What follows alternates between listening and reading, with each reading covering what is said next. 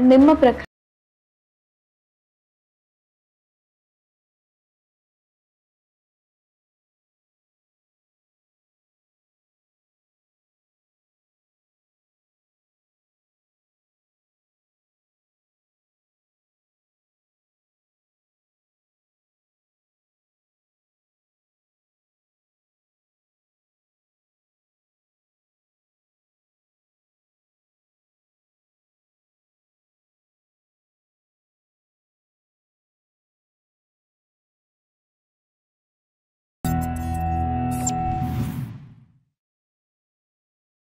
ಎಲ್ರಿಗೂ ನಮಸ್ಕಾರ.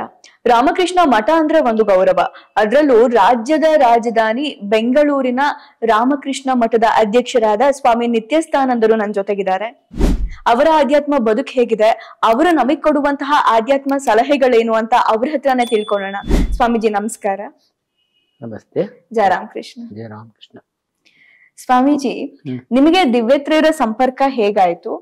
ನೀವ್ ಹೇಗೆ ಆಧ್ಯಾತ್ಮ ಬದುಕಿಗೆ ಬಂದ್ರಿ ಅಂತ ನಮಗ್ ತಿಳಿಸ್ತೀರಾ? ಸಾಮಾನ್ಯವಾಗಿ ನಮಗೆ ಸಾಹಿತ್ಯದ ಮೂಲಕ ದಿವ್ಯತ್ರಿಯರ ಪರಿಚಯ ಆಗಿದ್ದು. ನಾವು ಯಾವುದು ಸ್ಕೂಲ್ನಲ್ಲೋ ಅಥವಾ ಕಾಲೇಜಲ್ಲೋ ಓದ್ತಾ ಇದ್ದಾಗ ಆಕಸ್ಮಿಕವಾಗಿ ನಮ್ಗೆ ಯಾವುದು ರಾಮಕೃಷ್ಣ ಆಶ್ರಮದಿಂದ ಪಬ್ಲಿಷ್ ಆಗಿರ್ತಕ್ಕಂಥ ಪುಸ್ತಕ ಸಿಕ್ಕಿಬಿಡುತ್ತೆ.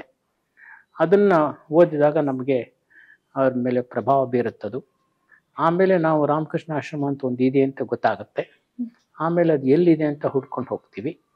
ಹಾಗೆ ಬಂದಾಗ ನಮಗೆ ರಾಮಕೃಷ್ಣ ಆಶ್ರಮದ ಸಂಪೂರ್ಣ ಪರಿಚಯ ಆಗುತ್ತೆ. ಆಮೇಲೆ ನಾವು ಅದನ್ನ ಸೇರಬೇಕು ಅಂತಂದ್ಬಿಟ್ಟು ನಮಗೆ ಸ್ಫೂರ್ತಿ ಸಿಕ್ಕತ್ತೆ. ಬೇರೆ ಆಶ್ರಮ ಸಂಪರ್ಕ ಇದ್ದಾಗ ಮತ್ತು ಬೇರೆ ಸ್ವಾಮಿಗಳೊಡನೆ ಸಂಪರ್ಕ ಉಂಟಾದಾಗ ಆಗ ನಮಗೆ ಇಂಥ ಜೀವನ ನಡೆಸಬೇಕು, ಸನ್ಯಾಸ ಜೀವನ ನಡೆಸಬೇಕು, ತ್ಯಾಗ ಜೀವನ ನಡೆಸಬೇಕು ಅಂತಕ್ಕಂಥ ಒಂದು ಸ್ಫೂರ್ತಿ ಬರುತ್ತೆ. ಇದೆಲ್ಲ ದಿವ್ಯತ್ರಿಯರ ಒಂದು ಪ್ರಭಾವದಿಂದ ಆಗ್ತಕ್ಕಂಥದ್ದು. ವಿಶೇಷವಾಗಿ ನನ್ನ ದೃಷ್ಟಿ ವೈಯಕ್ತಿಕವಾಗಿ ಹೇಳಬೇಕು ಅಂತಂದ್ಬಿಟ್ರೆ, ನಾನು ಮೊದಲು ಓದಿದ್ದು ಶ್ರೀರಾಮಕೃಷ್ಣರ ಗ್ರಂಥ, ಅದು gospel of Sri Ramakrishna in English. ಅದನ್ನು ಓದಿರ್ತಕ್ಕಂಥದ್ದು. ಅದನ್ನು ಓದಿ ತುಂಬ ಇಂಪ್ರೆಸ್ ಆಗಿದ್ದು. ಆಮೇಲೆ ಸ್ವಾಮಿ ವಿವೇಕಾನಂದರು. ಆ ಥರ ನಮ್ಮ ಶ್ರೀರಾಮಕೃಷ್ಣರ ಶ್ರೀಮಾತೆ ಶಾರದಾ ದೇವಿಯರ ಸ್ವಾಮಿ ವಿವೇಕಾನಂದರ ಪರಿಚಯ ಆಯಿತು. ಹೀಗೆ ಸಾಮಾನ್ಯವಾಗಿ ಹೆಚ್ಚಿನ ಜನರು ನಾನು ನೋಡಿದಂತೆ ಯಾರೋ ಸಾಹಿತ್ಯ ಓದಿ ಬರ್ತಾರೆ, ಅಥವಾ ಯಾರು ಸ್ವಾಮಿಗಳು ಉಪನ್ಯಾಸ ಕೇಳ್ಬಿಟ್ಟು ಸ್ಫೂರ್ತಿಯನ್ನು ಪಡೆದ್ಬಿಟ್ಟು ಬರ್ತಾರೆ. ಈ ರೀತಿ ಬಂದ್ಬಿಟ್ಟು ರಾಮಕೃಷ್ಣ ಆಶ್ರಮದ ಸಂಪರ್ಕವನ್ನು ಪಡಿತಾರೆ. ಕೆಲವರು ರಾಮಕೃಷ್ಣ ಆಶ್ರಮದ ನಿಕಟ ಭಕ್ತರಾಗ್ಬಿಡ್ತಾರೆ, ವಾಲಂಟಿಯರ್ ಆಗ್ತಾರೆ, ಕೆಲವರು ಸನ್ಯಾಸಿಗಳಾಗ್ತಾರೆ. ಆ ಥರ. ಹೌದು ಸ್ವಾಮೀಜಿ. ಈಗ ರಾಮಕೃಷ್ಣ ಮಠ ಅಂದ್ರೆ ಬರೀ ಆಧ್ಯಾತ್ಮ ಅಷ್ಟೇ ಅಲ್ಲ, ನಾವು ನೋಡ್ದಂಗೆ ತ್ಯಾಗ ಸೇವೆನೇ ಮುಖ್ಯ. ವಿವೇಕಾನಂದ್ರ ಹೇಳೋದಷ್ಟೇ, ತ್ಯಾಗ ಸೇವೆಯೇ ಭಾರತದ ಅವಳಿಯ ಆದರ್ಶಗಳಾಗಬೇಕು ಅಂತ. ರಾಮಕೃಷ್ಣ ಮಠದ ಮೂಲಕ ಸನ್ಯಾಸಿಯಾಗಿ ನೀವ್ ಯಾವ ರೀತಿಯ ಸಾಮಾಜಿಕ ಸೇವೆಯನ್ನು ಮಾಡ್ತಿದ್ದೀರಾ ಅಂತ? ಈಗ ಸಾಮಾಜಿಕ ಸೇವೆ, ತ್ಯಾಗ ಇದೆಲ್ಲ ಇದೆಯಲ್ಲ, ಅದು ಆಧ್ಯಾತ್ಮದಿಂದ ಬೇರೆ ಆದದ್ದಲ್ಲ. ಅದು ಆಧ್ಯಾತ್ಮಿಕ ಜೀವನದ ಅದು ಒಂದು ಭಾಗ, ಅವಿಭಾಜ್ಯ ಅಂಗ. ನಾವು ಸೇವೆಯನ್ನು ಕೂಡ ಆಧ್ಯಾತ್ಮಿಕ ಸಾಧನೆಯನ್ನ ಮಾಡ್ತಕ್ಕಂಥದ್ದು. ಅದು ಆಧ್ಯಾತ್ಮ ಬೇರೆ, ಸೇವೆ ಬೇರೆ ಅಂತ ನಾವು ಪರಿಗಣಿಸೋದೇ ಇಲ್ಲ. ಆಧ್ಯಾತ್ಮ ಬೇರೆ, ತ್ಯಾಗ ಬೇರೆ ಅಂತ ನಾವು ಪರಿಗಣಿಸೋದಿಲ್ಲ.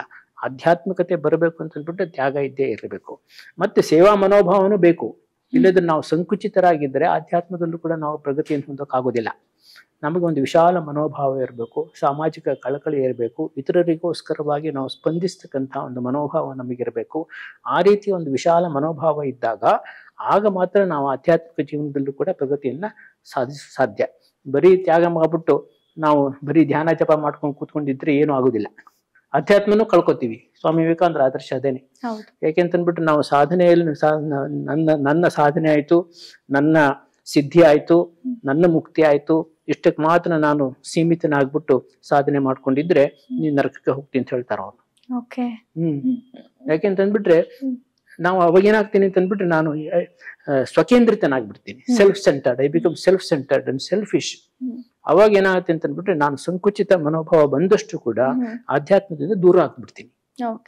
ಅದಕ್ಕೆ ಸ್ವಾಮಿ ವಿವೇಕಾನಂದರು ನಮಗೇನು ಆದರ್ಶ ಕೊಟ್ಟಿದ್ದಾರೆ ಅಂತಂದ್ಬಿಟ್ರೆ, ಆತ್ಮನೋ ಮೋಕ್ಷಾರ್ಥಂ ಜಗದ್ಹಿತಾಯಚ ಅಂತ. ನೀನು ಆತ್ಮ ಮುಕ್ತಿಗೋಸ್ಕರವಾಗಿ, ನಿನ್ನ ಆಧ್ಯಾತ್ಮಿಕ ಉನ್ನತಿಗೋಸ್ಕರವಾಗಿ ನೀನು ಸಾಧನೆ ಮಾಡಬೇಕು. ಜೊತೆಗೇನೆ ನೀನು ಸಾಮಾಜಿಕವಾಗಿಯೂ ಕೂಡ ನೀನು ಕೆಲಸ ಮಾಡಬೇಕು. ಹೌದು. ಸಮಾಜದಿಂದ ವಿಮುಖವಾಗಿರ್ತಕ್ಕಂಥ ಆಧ್ಯಾತ್ಮಿಕ ಜೀವನ ಅಲ್ಲ, ಸಮಾಜ ಮುಖಿಯಾಗಿರ್ತಕ್ಕಂಥ ಆಧ್ಯಾತ್ಮಿಕ ಜೀವನ ನಮ್ದು. ಆಯ್ತಾ? ಓಕೆ ಸ್ವಾಮೀಜಿ, ನಾವ್ ಅನ್ಕೋಬಿಡ್ತೀವಿ ಸನ್ಯಾಸಿಗಳು ಕೇಸರಿ ತ್ಯಾಗದ ಸಂಕೇತ ಅಂತ. ಎಲ್ಲ ತ್ಯಾಗ ಮಾಡಿ ಒಂದ್ ಕಡೆ ಕುತ್ಕೊಂಡು ಧ್ಯಾನ ಜಪ ಮಾಡದೆ ಸನ್ಯಾಸಿಗಳ ಅಂತಿಮ ಗುರಿ ಅಂತ ನಾವ್ ಅನ್ಕೊಳ್ತೀವಿ. ಆದ್ರೆ ಯಾವ ರೀತಿ ನೀವು ಸಾಮಾಜಿಕ ಸೇವೆ ಮಾಡ್ತಾ ಇದ್ದೀರಾ ಅಂತ, ಅಂದ್ರೆ ರಾಮಕೃಷ್ಣ ಮಠದ ಮೂಲಕ ಯಾವ್ಯಾವ ಕ್ಷೇತ್ರಗಳಲ್ಲಿ ಸೇವಾ ಕಾರ್ಯ ಆಗ್ತಿದೆ ಅಂತ? ಒಂದು ಧಾರ್ಮಿಕ ಸೇವೆ ನಡೆಯುತ್ತೆ. ಓಕೆ. ನಮ್ಮ ಪ್ರತಿಯೊಂದು ಆಶ್ರಮದಲ್ಲೂ ಕೂಡ ಪೂಜೆ ಇರುತ್ತೆ, ಧ್ಯಾನ ಇರುತ್ತೆ, ಆಮೇಲೆ ಭಜನೆ ಇರುತ್ತೆ. ಹೀಗೆ ಇಂಥ ಕಾರ್ಯಕ್ರಮಗಳಲ್ಲಿ ಎಲ್ಲ ಭಕ್ತರು ಕೂಡ ಭಾಗವಹಿಸ್ತಾರೆ. ಅದೊಂದು ಧಾರ್ಮಿಕ ಅಂಶ. ಮತ್ತೆ ಅದೇ ಧಾರ್ಮಿಕ ಅಂಶಕ್ಕೆ ಸಂಬಂಧಪಟ್ಟಿರ್ತಕ್ಕಂಥ ಸೇವೆ ಗ್ರಂಥ ಪ್ರಕಟಣೆಗಳ ಮೂಲಕ ಆಗುತ್ತೆ. ಅನೇಕ ರೀತಿ ಗ್ರಂಥಗಳು, ಸಾವಿರಾರು, ಅಲ್ಲಿ ಎಲ್ಲಾ ಭಾಷೆಗಳಲ್ಲೂ ಕೂಡ, ಇಂಗ್ಲಿಷ್ ಪ್ರಪಂಚದ ಮುಖ್ಯವಾದ ಭಾಷೆಗಳ ಎಲ್ಲಾ ಭಾಷೆಗಳಲ್ಲೂ ಕೂಡ ನಮ್ಮ ಸಾಹಿತ್ಯ ಇದೆ. ಶಾಸ್ತ್ರಕ್ಕೆ ಸಂಬಂಧಪಟ್ಟ ಗ್ರಂಥಗಳನ್ನ ಪಬ್ಲಿಷ್ ಮಾಡ್ತೀವಿ. ಪರ್ಸನಾಲಿಟಿ ಡೆವಲಪ್ಮೆಂಟ್ ಅಂತ ಇರ್ತಲ್ಲ, ವ್ಯಾಲ್ಯೂ ಎಜುಕೇಶನ್, ಅದಕ್ಕೆ ಸಂಬಂಧಪಟ್ಟ ಪುಸ್ತಕಗಳು ಇರುತ್ತೆ. ಸ್ವಾಮಿ ವಿವೇಕಾನಂದರಿಗೆ ಸಂಬಂಧಪಟ್ಟ, ದಿವ್ಯತ್ರಯರಿಗೆ ಸಂಬಂಧಪಟ್ಟಂತ ಅನೇಕ ನೂರಾರು ಗ್ರಂಥಗಳು ಬೇರೆ ಬೇರೆ ಭಾಷೆಗಳಲ್ಲಿ ನಾವು ಪ್ರಕಟ ಮಾಡ್ತೀವಿ. ಅದ್ರ ಜೊತೆಗೇನೆ ಎಲ್ಲಾ ಭಾಷೆಗಳಲ್ಲೂ ಕೂಡ ನಮ್ದೇ ಆಗಿರ್ತಕ್ಕಂಥ ಒಂದು ಮ್ಯಾಗಝಿನ್ಸ್ ಇರುತ್ತೆ, ಪತ್ರಿಕೆ ಇರುತ್ತೆ. ಆ ಪತ್ರಿಕೆಗಳ ಮೂಲಕನೂ ಕೂಡ ಆಧ್ಯಾತ್ಮಿಕ ವಿಚಾರ, ಧಾರ್ಮಿಕ ವಿಚಾರಗಳನ್ನ ನಾವು ಪ್ರಚಾರ ಮಾಡ್ತೀವಿ. ಇದೊಂದು ಧಾರ್ಮಿಕ ಸೇವೆ, ಸಮಾಜಕ್ಕೆ ನಾವು ಸಲ್ಲಿಸ್ತಾ ಇರತಕ್ಕಂಥ ಧಾರ್ಮಿಕ ಸೇವೆ. ಇದ್ರ ಜೊತೆಗೆ ನಾವು ಇನ್ನೇನು ಸೇವೆ ಮಾಡ್ತೀವಿ ಅಂತ ಅಂದ್ಬಿಟ್ರೆ, ಈ ವೈದ್ಯಕೀಯ ಸೇವೆ. ತುಂಬಾ ಅನೇಕ ರೀತಿಯ ಫ್ರೀ ಡಿಸ್ಪೆನ್ಸರೀಸು, ಐ ಚೆಕಪ್, ಏನೇನೋ ಅನೇಕ ನೂರಾರು ರೀತಿಯಲ್ಲಿ, ಮತ್ತೆ ದೊಡ್ಡ ದೊಡ್ಡ ಹಾಸ್ಪಿಟಲ್ಸ್ ಕೂಡ ಇದೆ ನಮ್ಮದು ಬೇರೆ ಬೇರೆ ಕಡೆಗಳಲ್ಲಿ. ಈ ಎಲ್ಲದರ ಮೂಲಕ ನಾವೇನ್ ಮಾಡ್ತೀವಿ, ವೈದ್ಯಕೀಯ ಸೇವೆಯನ್ನು ಕೂಡ ನಾವು ಮಾಡ್ತಾ ಇದ್ದೀವಿ. ಆಮೇಲೆ ಇನ್ನೊಂದು ಸೇವೆ ಅಂತ ಅಂದ್ಬಿಟ್ರೆ ಶೈಕ್ಷಣಿಕ ಸೇವೆ. ಶಿಕ್ಷಣ ಕ್ಷೇತ್ರದಲ್ಲಿ ಅನೇಕ ದೊಡ್ಡ ದೊಡ್ಡ ನಮ್ಮ ಕಾಲೇಜ್ ಇದೆ, ಯೂನಿವರ್ಸಿಟೀಸ್ ಇದೆ ನಮ್ದು. ಈ ರೀತಿ ನಾವು ಅನೇಕ ಶಿಕ್ಷಣ ಸಂಸ್ಥೆಗಳ ಮೂಲಕ, ನೂರಾರು ಸಾವಿರಾರು ಶಿಕ್ಷಣ ಸಂಸ್ಥೆಗಳ ಮೂಲಕ ನಾವು ಶೈಕ್ಷಣಿಕ ಸೇವೆಯನ್ನು ಕೂಡ ಸಮಾಜಕ್ಕೆ ಸಲ್ಲಿಸ್ತಾ ಇದ್ದೀವಿ. ಮತ್ತೆ ಇನ್ನೊಂದು ಸೇವೆ ನಾವು ಹೆಚ್ಚಾಗಿ ಯುವಕರಿಗೋಸ್ಕರವಾಗಿ ಪರ್ಸನಾಲಿಟಿ ಡೆವಲಪ್ಮೆಂಟ್, ವ್ಯಾಲ್ಯೂಸ್ ಎಜುಕೇಶನ್ ಇತ್ಯಾದಿಗಳ ಮೂಲಕ, ವರ್ಕ್ಶಾಪ್ಸ್ ಮೂಲಕ, ಟೀಚರ್ಸ್ ವರ್ಕ್ಶಾಪ್, ಸ್ಟೂಡೆಂಟ್ಸ್ ವರ್ಕ್ಶಾಪ್ ಇತ್ಯಾದಿಗಳ ಮೂಲಕ ವಿದ್ಯಾರ್ಥಿಗಳನ್ನ ಉದ್ದೇಶಿಸಿ ಅನೇಕ ರೀತಿಯ ಯುವಕರಿಗೆ ಸಂಬಂಧಪಟ್ಟಿರ್ತಕ್ಕಂಥ ಕಾರ್ಯಕ್ರಮಗಳು ನಡೀತಾ ಇರುತ್ತೆ. ಮತ್ತೆ ಇನ್ನೊಂದು ಅಂತ ಅಂದ್ಬಿಟ್ರೆ, ಬೇರೆ ಬೇರೆ ಸಂದರ್ಭಗಳಲ್ಲಿ ನ್ಯಾಚುರಲ್ ಕೆಲಾಮಿಟೀಸ್ ಹೇಳ್ತಾಗ, ಪ್ರಕೃತಿ ವಿಕೋಪದಿಂದ ಆಗಿರ್ತಕ್ಕಂಥ ಅನಾಹುತಗಳು, ಅದಕ್ಕೆ ಸಂಬಂಧಪಟ್ಟಂತ ಸೇವೆ, ರಿಲೀಫ್ ವರ್ಕ್, ಪರಿಹಾರ ಕಾರ್ಯ. ಎಲ್ಲಾದ್ರೂ ಕೂಡ ಏನೇ ನ್ಯಾಚುರಲ್ ಕೆಲಾಮಿಟೀಸ್, ಅದು ಈಗ ಉದಾಹರಣೆಗೆ ಕೋವಿಡ್ ಕೂಡ ಒಂದು ನ್ಯಾಚುರಲ್ ಕೆಲಾಮಿಟಿ ಅಲ್ವಾ, ಆ ಸಂದರ್ಭದಲ್ಲೂ ಕೂಡ ಬೇರೆ ಬೇರೆ ಕೇಂದ್ರಗಳ ಮೂಲಕ ಸಿಕ್ಕಾಪಟ್ಟೆ ಲಕ್ಷಾಂತರ ಕೋಟ್ಯಾಂತರ ರೂಪಾಯಿನಷ್ಟು ಸೇವೆಯನ್ನು ಸಲ್ಲಿಸ್ತೀವಿ. ಅದೇ ಆ ರೀತಿ ಏನೋ ನೆರೆ ಹಾವಳಿ, ಅತಿವೃಷ್ಟಿ, ಅನಾವೃಷ್ಟಿ, ಭೂಕಂಪ ಇತ್ಯಾದಿಗಳು ಎಲ್ಲಾ ಸಂದರ್ಭದಲ್ಲೂ ಕೂಡ ಹೇಳ್ತಾರೆ, ನಮ್ಮ ರಾಮಕೃಷ್ಣಾಶ್ರಮದವರು ಇದಾರಲ್ಲ, ಅವರೇ ಮೊದಲು ಹೋಗೋದಂತೆ. ಮೊದಲೇ ಹೋಗ್ಬಿಟ್ಟು ಅಲ್ಲಿ ಸೇವೆಯನ್ನು ಸಲ್ಲಿಸೋದು. ಅದಕ್ಕೋಸ್ಕರವಾಗಿ ನಮ್ಮ ಸರ್ಕಾರದವರಿಗೂ ಕೂಡ, ಎಲ್ಲಾ ಸರ್ಕಾರ, ಯಾವುದೇ ಪಾರ್ಟಿ ಬೇಕಾಗಿರ್ಬೋದು, ಎಲ್ಲಾ ಪಾರ್ಟಿಯವರಿಗೂ ನಮ್ಮ ರಾಮಕೃಷ್ಣಾಶ್ರಮದಲ್ಲಿ ಅಭಿಮಾನ ಇರುತ್ತೆ. ಇವರು ಸೇವೆ ಮಾಡಿದ್ರೆ ಪ್ರಾಮಾಣಿಕವಾಗಿ ಮಾಡ್ತಾರೆ, ದುಡ್ಡು ಪೋಲಾಗೋದಿಲ್ಲ ಅಂತ, ವೇಸ್ಟ್ ಆಗೋದಿಲ್ಲ. ಮತ್ತೆ ಅದಕ್ಕೋಸ್ಕರ ಅವರು ಆ ಸಂದರ್ಭದಲ್ಲಿ ಉದಾರವಾಗಿ ದಾನ ಮಾಡ್ತಾರೆ. ಹಾಗೆ ಸ್ವಾಮೀಜಿ, ಈಗ ಇನ್ನೊಂದೇನಂತ ಅಂದ್ರೆ, ಸೇವಾ ಕಾರ್ಯ ಒಂದ್ ಕಡೆ ಇದೆ, ಆಧ್ಯಾತ್ಮಿಕ ಬದುಕನ್ನು ನೀವು ಬದುಕ್ತಾ ಇದ್ದೀರಾ. ಇದ್ರ ಜೊತೆಗೆ ಆಧ್ಯಾತ್ಮ ಜೀವನ ಚೆನ್ನಾಗಿರ್ಬೇಕು ಅಂದ್ರೆ ನಮ್ಮ ದೈನಂದಿನ ಚಟುವಟಿಕೆ ತುಂಬಾ ಚೆನ್ನಾಗಿರ್ಬೇಕು. ವಿವೇಕಾನಂದರ ಸಾಹಿತ್ಯವನ್ನ ನಾನು ಓದಿದಾಗ ಅನ್ಸಿದ್ದು, ವಿವೇಕಾನಂದರಿಗೆ ಒಂದು ಶಿಸ್ತು, ಶ್ರದ್ಧೆ ಬಹಳ ಇತ್ತು. ಫಸ್ಟ್ ಇಂದನೂ ಕೂಡ ಇದೇ ಟೈಮ್ ಅಲ್ಲೇ ಹೇಳ್ಬೇಕು, ಊಟ ತಿಂಡಿ ಹೀಗೆ ಇರ್ಬೇಕು, ಧ್ಯಾನ ಇಷ್ಟೇ ಹೊತ್ತು ಮಾಡ್ಬೇಕು ಅಂತ ಹೇಳಿ ಸ್ವಾಮೀಜಿ ಬಹಳ ಫಿಕ್ಸ್ಡ್ ಆಗಿ ತುಂಬಾ ಡಿಸಿಪ್ಲಿನ್ ಆಗಿದ್ರು. ನೀವ್ ಆಧ್ಯಾತ್ಮ ಜೀವನಕ್ಕೆ ಬಂದ್ರೆ, ಬಹಳ ಮುಖ್ಯವಾಗಿ ನಾನು ಕೇಳೋದಾದ್ರೆ, ರಾಮಕೃಷ್ಣ ಮಠದಲ್ಲಿ ಒಂದು ಸನ್ಯಾಸಿಯ ದಿನಚರಿ ಹೇಗಿರುತ್ತೆ ಅಂತ? ಅದು ಅದೇ ರೀತಿ ಶಿಸ್ತುಬದ್ಧವಾಗಿರುತ್ತೆ. ಬೆಳಿಗ್ಗೆ ಮುಂಚೆ ಹೇಳ್ತಕ್ಕಂತಹದ್ದು, ಸೂರ್ಯೋದಯಕ್ಕೆ ಮುಂಚೆನೆ ಹೇಳ್ಬೇಕು. ಸೂರ್ಯೋದಯಕ್ಕೆ ಮುಂಚೆನೆ ಹೇಳ್ಬೇಕು. ನಮ್ಮಲ್ಲಿ ಪ್ರತಿದಿನನೂ ಕೂಡ, ಪ್ರತಿಯೊಂದು ಆಶ್ರಮದಲ್ಲೂ ಕೂಡ 5 ಗಂಟೆಗೆ ಮಂಗಳಾರತಿ ಇರುತ್ತೆ. ಶ್ರೀರಾಮಕೃಷ್ಣರೇ ಮಂಗಳಾರತಿ ಇರುತ್ತೆ. ಆ ಮಂಗಳಾರತಿ ಸಮಯಕ್ಕೆ ಎಲ್ಲರೂ ಅಲ್ಲಿ ಸಿದ್ಧರಾಗಿರ್ಬೇಕು. ಉಷಾ ಕೀರ್ತನೆ ಏನಿರುತ್ತೋ ಅದಕ್ಕೆ ಬರ್ಬೇಕು. ಅದರಲ್ಲೆಲ್ಲ ಭಾಗವಹಿಸ್ಬೇಕು. ಹ್ಮ್. ಆಮೇಲೆ ಅದೆಲ್ಲ ಆದ್ಮೇಲೆ ಹ್ಮ್. ಸುಮಾರು 6 ಗಂಟೆ ಮೇಲೆ ಬೇರೆ ಬೇರೆ ಕರ್ತವ್ಯಗಳೆಲ್ಲ ಇರುತ್ತೆ, ಬೇರೆ ಬೇರೆ ಡಿಪಾರ್ಟ್ಮೆಂಟ್ ಅಲ್ಲಿ ಹ್ಮ್. ಕರ್ತವ್ಯಗಳಿರುತ್ತೆ, ಅದಕ್ಕೆ ಹೋಗ್ತಾರೆ. ಆಮೇಲೆ 7 ಗಂಟೆ 7:30 ಆ ಸಮಯದಲ್ಲಿ ಇದಿರುತ್ತೆ, ಏನು ಬ್ರೇಕ್ಫಾಸ್ಟ್, ಓಕೆ. ಬೆಳಿಗ್ಗೆ ತಿಂಡಿ ತಿಂತೀವಿ. ಹ್ಮ್. ಆಮೇಲೆ ಬೇರೆ ಬೇರೆ ಕೆಲಸಕ್ಕೆ ಹೋಗ್ತಾರೆ. ಮತ್ತೆ ಕ್ಲಾಸಸ್ ಇರುತ್ತೆ, ಬ್ರಹ್ಮಚಾರಿಗಳಿಗೆ ಕ್ಲಾಸಸ್ ಇರುತ್ತೆ. ಓಕೆ. ಆಗ್ತಾನೆ ಸೇರಿರ್ತಾರಲ್ಲ ಹ್ಮ್. ಬ್ರಹ್ಮಚಾರಿಗಳು, ಅವರಿಗೆ ಕ್ಲಾಸಸ್ ತಗೋತೀವಿ. Okay. ಆಮೇಲೆ 10 ಗಂಟೆ ಹೊತ್ತಿಗೆ 9-10 ಗಂಟೆ ಹೊತ್ತಿಗೆ ಬೇರೆ ಬೇರೆ ಡಿಪಾರ್ಟ್ಮೆಂಟ್ ಅಲ್ಲಿ ಅವರಿಗೆ ಕೆಲಸ ಇರುತ್ತೆ. Okay. ಅಲ್ಲಿ ಆಫೀಸ್ ಆಗ್ಬೋದು, ಆಮೇಲೆ ಗಾರ್ಡನಿಂಗ್ ಕೆಲಸ ಆಗ್ಬೋದು, ಹ್ಮ್. ಬುಕ್ ಸ್ಟಾಲ್ ಆಗ್ಬೋದು, ಹ್ಮ್. ಶ್ರೇನ್ ಆಗ್ಬೋದು, ಹ್ಮ್. ಹ್ಮ್. ಎಲ್ಲಾದ್ರೂ ಕೂಡ ಎಲ್ಲಾ ಕಡೆನೂ ಕೂಡ ಬೇರೆ ಬೇರೆ ಕರ್ತವ್ಯಗಳೆಲ್ಲ ಇರುತ್ತೆ. Okay. ಅವರು ಅದು ಆಮೇಲೆ ಹೋಗ್ತಾರೆ. ಓಕೆ. ಸ್ವಾಮೀಜಿ, ನಿಮ್ಮ ಆಧ್ಯಾತ್ಮಿಕ ದಿನಚರಿ ಅಂದ್ರೆ ನಾನು ಕೇಳೋದು ಹೇಗೆ ಅಂತ ಅದು ವೈಯಕ್ತಿಕವಾಗಿ ಏನ್ ಬೇಕಿಲ್ಲ, ಹಾ. ಅದು ಎಲ್ರು ಏನು ಅನುಸರಿಸ್ತಾರೋ ನಾನು ಅನುಸರಿಸ್ತೀನಿ ಅಷ್ಟೇ. ಅದೇ, ನೀವು ಎಷ್ಟು ವರ್ಷದಿಂದ ಬೆಳಗ್ಗೆ ಈ ರೀತಿ ಸೂರ್ಯೋದಯಕ್ಕೆ ಮುಂಚೆ ಹೇಳ್ತಾ ಇದ್ದೀರಾ? ಇಲ್ಲಿ ಸೇರಿದ್ಲಾಗಾಯ್ತು ಕೂಡ, ಸೇರಿದ ಮುಂಚೆನೂ ಕೂಡ ಓಕೆ. ವಿದ್ಯಾರ್ಥಿ ಆಗಿದ್ದಲ್ಲೂ ಕೂಡ ಸೂರ್ಯೋದಯಕ್ಕೆ ಮುಂಚೆನೆ ಹೇಳ್ತಾ ಇದ್ದೆ. ಓಕೆ. ಸೂರ್ಯೋದಯಕ್ಕಿಂತ ಮುಂಚೆ ನಾವ್ ಹೇಳ್ತೀವಲ್ಲ, ಅದರಿಂದ ಆಗೋ ಉಪಯೋಗಗಳು ಏನು ಅಂತ ನಮ್ಗೆ ಅದರಿಂದ ಆಗೋ ತಿಳಿಸ್ತೀರಾ? ಉಪಯೋಗ ಅಂತಂದ್ಬಿಟ್ರೆ, ಸೂರ್ಯೋದಯಕ್ಕೆ ಮುಂಚೆ ವಾತಾವರಣ ಶಾಂತವಾಗಿರುತ್ತೆ, ಹ್ಮ್. ಒಂದು ಸಾತ್ವಿಕ ಸ್ಪಂದನೆ ಇರುತ್ತೆ. ಓಕೆ. ಆ ಸಂದರ್ಭದಲ್ಲಿ ನಮಗೇನಾಗುತ್ತೆ ಅಂತಂದ್ರೆ ನಮ್ಮ ಏಕಾಗ್ರತೆಯು ಕೂಡ ತೀವ್ರವಾಗಿರುತ್ತೆ. ಹ್ಮ್. ಹ್ಮ್. ಏಕೆಂದ್ರೆ ಬೇರೆ ಡೈವರ್ಷನ್ಸ್ ಇರೋದಿಲ್ವಲ್ಲ, ಹ್ಮ್. ಹ್ಮ್. ಬೇರೆ ಯಾವ ಡೈವರ್ಷನ್ಸ್ ಇರೋದಿಲ್ಲ, ಶಬ್ದ ಇರೋದಿಲ್ಲ, ಏನಿರೋದಿಲ್ಲ, ಶಾಂತವಾಗಿರುತ್ತೆ.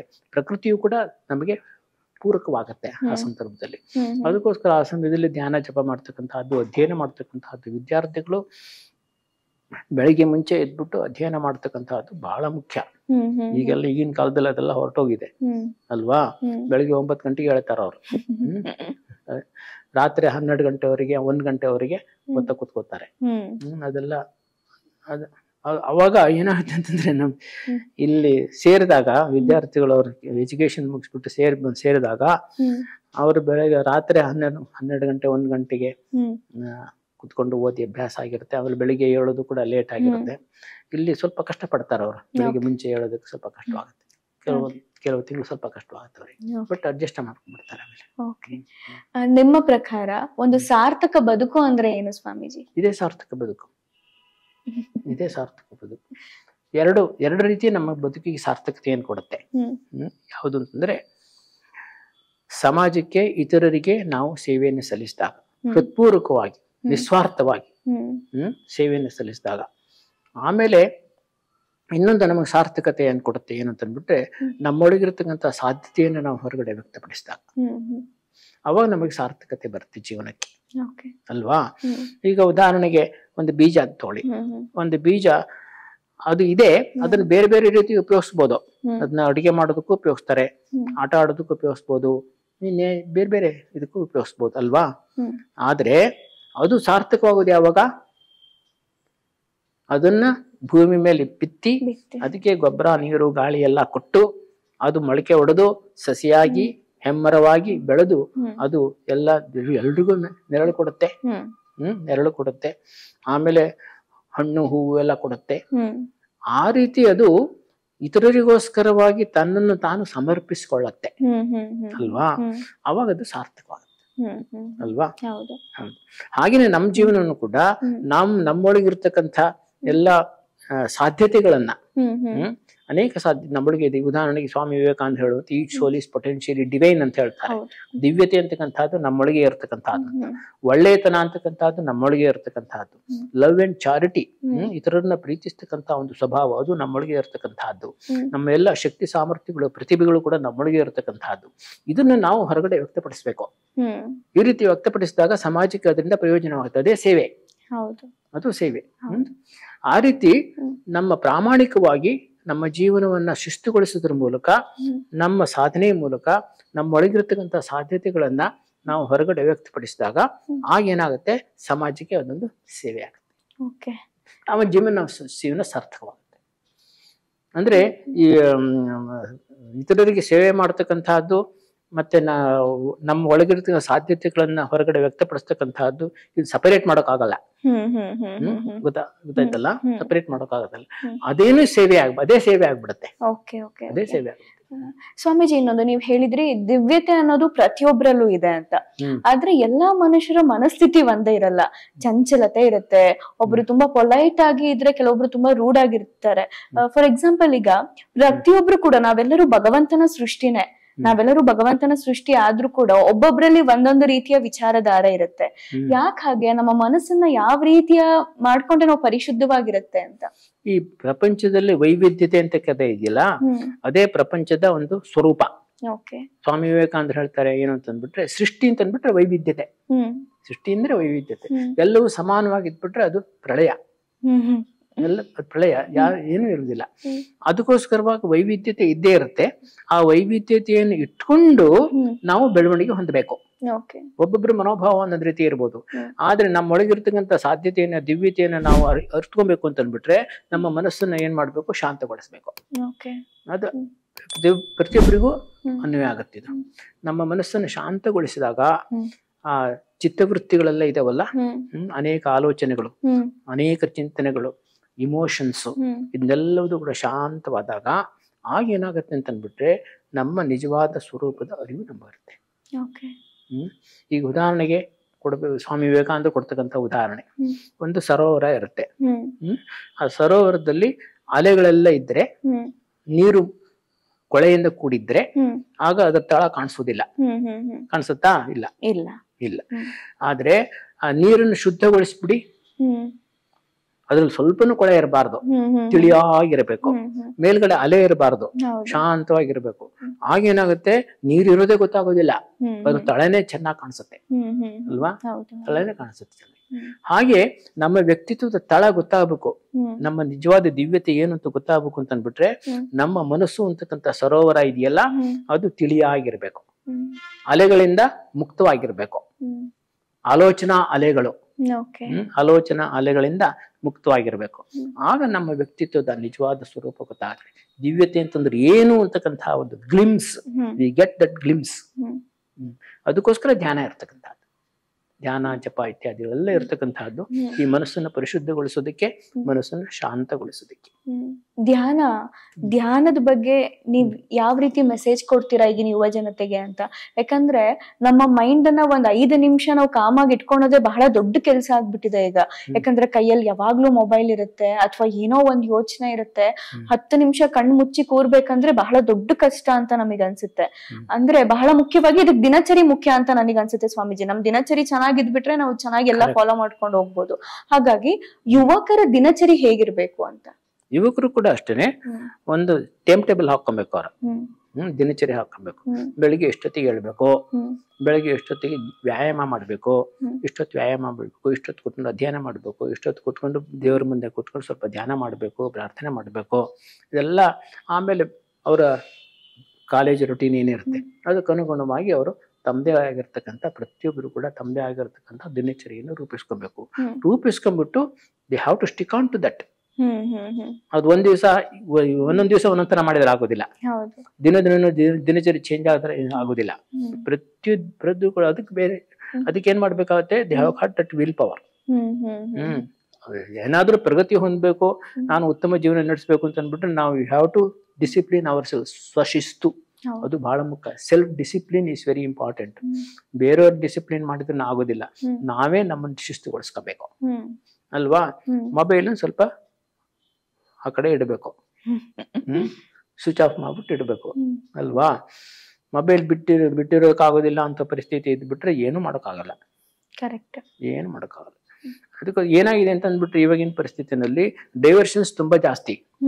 ಮೊದ್ಲೆಲ್ಲ ಹೇಳ್ತಾ ಇದ್ರು ಯುವಕರಿಗೆ 20 ನಿಮಿಷ ಏನೋ ಕಾನ್ಸಂಟ್ರೇಷನ್ ಕೆಪಾಸಿಟಿ, ಡ್ಯೂರೇಷನ್ ಅಷ್ಟಿತ್ತು ಅಂತ ಹೇಳ್ತಾರೆ. ಇವಾಗ ಹೇಳ್ತಾರೆ ಆವರೇಜ್, ಇವಾಗ ಹೇಳ್ತಾರೆ 8 ನಿಮಿಷ ಅಂತೆ.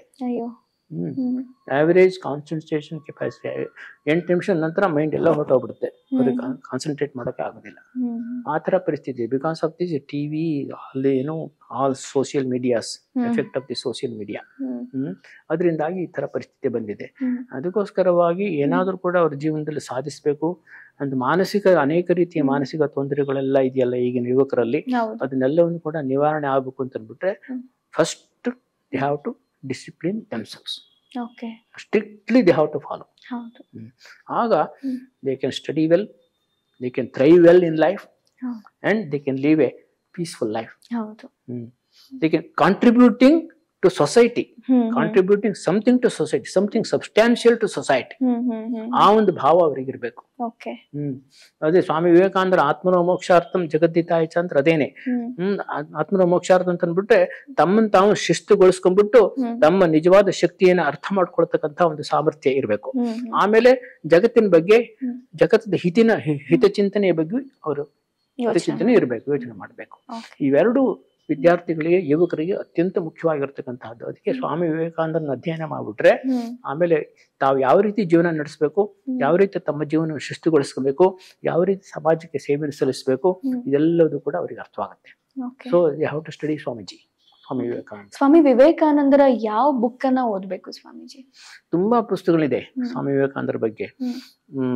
ಈಗ ಏನಾಗಿದೆ ಅಂತಂದ್ರೆ ಪರಿಸ್ಥಿತಿ, ಪುಸ್ತಕ ಓದುದಿಲ್ಲ, ಎಲ್ಲ ಗೂಗಲ್ ಸರ್ಚ್ ಮಾಡ್ತಾರೆ. ಗೂಗಲ್ ಸರ್ಚ್ ಮಾಡಿಬಿಟ್ಟು ಅದು ಇದು ಏನೇನೋ ಇಲ್ಲ, ಅದ್ರಲ್ಲಿ ಎಲ್ಲ ಸುಳ್ಳೆ ಇರುತ್ತೆ. ಎಷ್ಟೋ ಸುಳ್ಳು informations, wrong informations about Swamiji. ಅವ್ರಿಗೆ ಸಂಬಂಧಪಡದೇ ಇರತಕ್ಕಂತ ಘಟನೆಗಳನ್ನೆಲ್ಲ ಅವ್ರ ಮೇಲೆ ಆರೋಪ ಮಾಡ್ತಾರೆ. ಅವ್ರು ಹೇಳದೇ ಇರತಕ್ಕಂತ ವಿಷಯಗಳನ್ನೆಲ್ಲ ಅವ್ರ ಮೇಲೆ ಆರೋಪ ಮಾಡ್ತಾರೆ. ಸ್ವಾಮಿ ಹೇಳಿದ್ದಾರೆ ಅಂತೆಲ್ಲ ಹೇಳ್ತಾರೆ. ಈ ತರ ಎಲ್ಲ ಮಾಡ್ಬಿಟ್ಟು ಸ್ವಾಮಿ ವಿವೇಕಾನಂದರಿಗೆ ಅವಮಾನ ಮಾಡ್ತಾ ಇದ್ದಾರೆ ಅವರು. It's an humiliation to Swamiji. I am very sorry about it. Okay. I feel very sorry. ಅದಕ್ಕೋಸ್ಕರವಾಗಿ there authentic books are there. ನಾವು ನಮ್ಮ ಆಶ್ರಮದ ಮೂಲಕ ಪಬ್ಲಿಷ್ ಆಗಿರತಕ್ಕಂಥದ್ದು ಅಥೆಂಟಿಕ್ ಬುಕ್ಸ್ ಆರ್ ದೇರ್. ಯಾವುದೇ ಬೇಕಾದ್ರೂ ನೀವು ಎಸ್ಸೆ ಬರೀಬೇಕು ಅಂತಾಗ್ಲಿ, ಸ್ವಾಮಿ ವಿವೇಕಾನಂದರ ಮೇಲೆ ಮಾತನಾಡಬೇಕು ಅಂತಾಗ್ಲಿ, ನೀವು have to refer to those books, not Google search ಮಾಡಲೇಬಾರದು. ಅದರಲ್ಲಿ ಇರ್ತಕ್ಕಂಥದ್ದು ಹೆಚ್ಚಿನ ಅಂಶಗಳೆಲ್ಲದೂ ಕೂಡ ರಾಂಗ್ ಇನ್ಫಾರ್ಮೇಶನ್.